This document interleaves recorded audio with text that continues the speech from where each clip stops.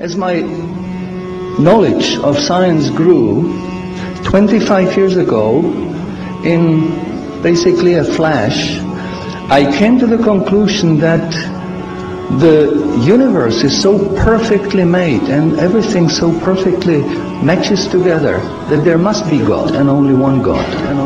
So I accepted there is God, but I was not looking for a religion. I thought all religions are wrong. Christians say this is one. The Jews said Jews are chosen people, and if you're not Jew, you're not chosen. And about Islam, I only had negative information. So how does one distinguish with all the different ways of life, calling to people, telling them that they're the only way? How do we distinguish what's the right way with all this confusion? First of all, let's get this straight. It has to be really easy to tell if Islam is a true religion or a fake religion. And it has to be real easy to see which religion on earth is the one from Allah and which is the one from men, from devils, from con men, what have you. It can't be that the one true religion from Allah, that's genuinely from God, is going to look exactly and not discernible from the one that's from devils, one that's written by men or made up by men or altered by men, and I can't tell which is the one authored by Allah and which is the one authored by people. It can't be. Then he finished the sentence. He said, I'll go to your faith. It's better than my faith, but you'll need proof. And I said, man, religion has never been about proof. It's about faith. That's it. That's what religion is. He said, in Islam, we have both. We have proof and faith. We have both. We have proof and faith. We have both. We have proof and faith.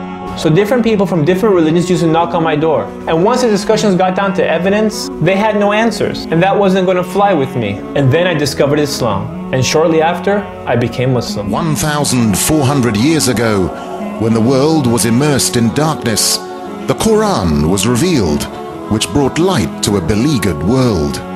And whereas the earlier books came with many scientific mistakes, due to the hand of man having delved into them, the Quran had none of these contradictions. The world thought there could be no reconciliation between religion and science. But the Quran mentioned many scientific facts in great detail, like how a human being developed in the mother's womb. As a medical doctor, particularly attracted to natural sciences and physiology, I must confess that in 1972, when I read the Quran in the original text for the first time, these data concerning man were those which impressed me most. Muhammad could not have known these facts about human development in the 7th century because most of them were not discovered until the 20th century. Muslims and others are justified in concluding that these facts could only have been revealed to Muhammad by the one who knows all about us, not only about how we developed, but how we live and function. And described other scientific facts which amaze the world's renowned scientists. Actually, I'm very much impressed by finding true astronomical facts in Quran. I personally can't see how this could be a mere chance. There are too many accuracies.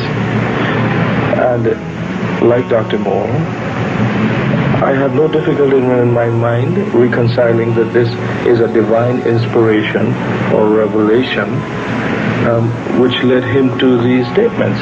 Let me go straight to the second argument, which is about the miraculous nature of the Quran. The Quran being a signpost to the transcendent. What I mean by this is that the Quran can only be best explained by the fact that it is a divine book. And I'm going to use the inimitability of the Quran for this. Now, what do I mean by inimitability?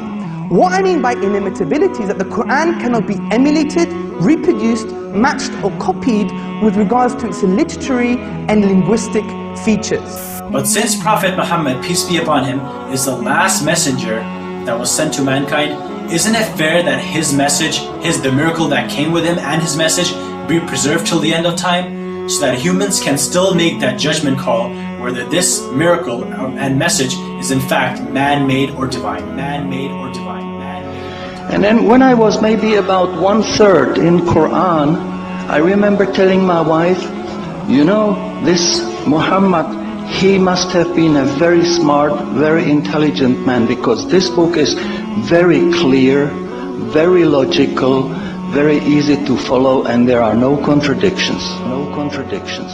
But then as I read later, I suddenly saw a scientific fact which I knew was only discovered in the 20th century.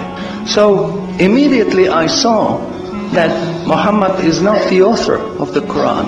That Muhammad is a messenger sent by God to give the Quran to mankind. Muhammad is a messenger sent by God to give the Quran to mankind.